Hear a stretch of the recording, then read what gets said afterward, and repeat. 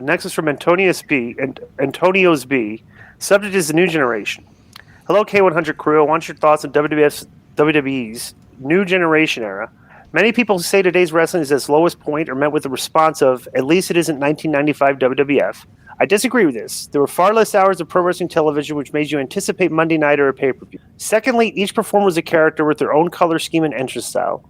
And most important of all, kayfabe was still in effect. Since you guys are always keeping 100, would you rather watch Raw 2022 or 1995? That's from Tony and Stockton. Definitely 1995. I would be neither. I'd be neither. 95 was the goon. But disco. But 95 was also Bret Hart, Waltman, Shawn Michaels, Razor. Was it? Or was it 96, 97? 95. No. 95. He's right. 94, 95 was. It was fake. 95 was fake Diesel.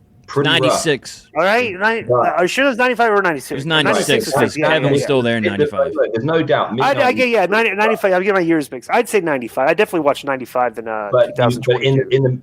But in the midst of that, there were some classics. Totally.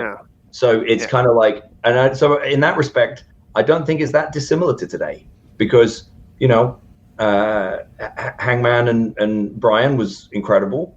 There are matches, today that are fabulous. There are just really great pro wrestling matches that you can watch at any time and just appreciate them for the quality of the work. Bret Hart's my hero. If I'm going to sit down and like smoke a bowl and watch wrestling, a lot of the time it's going to be Bret. It's either going to be like a Flair match from the 80s, or it's going to be Bret or Shawn. Bret Austin, WrestleMania 13. Where do you rank it? It's definitely up there. My personal favorite. To me, it's my number one. Yeah. My personal favorite is Bret and Perfect from King of the Ring, 93. Where they were doing the headlock takeovers? Mm-hmm. Yeah, because I've never really seen them do it like that, where he would just snatch him in a headlock and take him over all in one motion.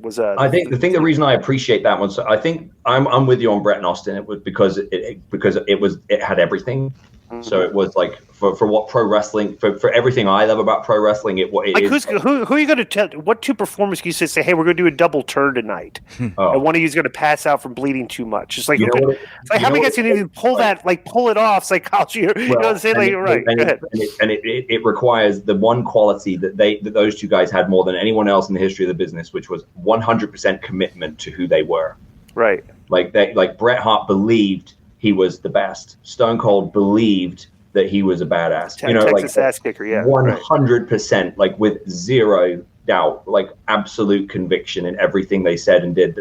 Stone Cold Steve Austin is Steve Austin, right? Like Bret Hart is Bret Hart, the best there is, best there was. So it's like that's what pulling off something like that requires is absolute conviction in who you are and what you're doing. But no, I mean, gun to my head, I probably would do 95, but it's just because it's nostalgia. It's like, I think, again, like now, there's a lot of people who are lecturing and pontificating about what wrestling is doing right and wrong, who are my age, who are just, who don't realize just how stupid they sound because you're 35 years old.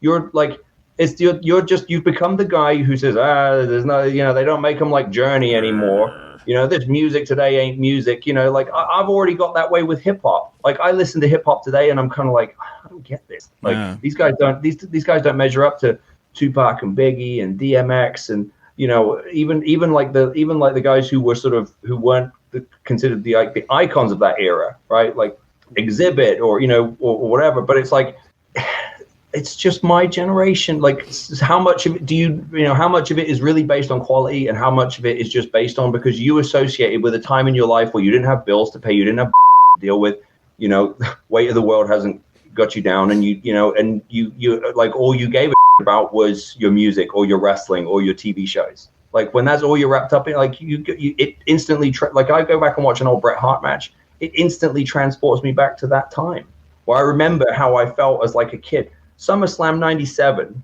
like Bret and Undertaker, like if you actually watch the match, like the match isn't particularly exciting. It's it's kind of slow paced because it's like two guys who are both very methodical.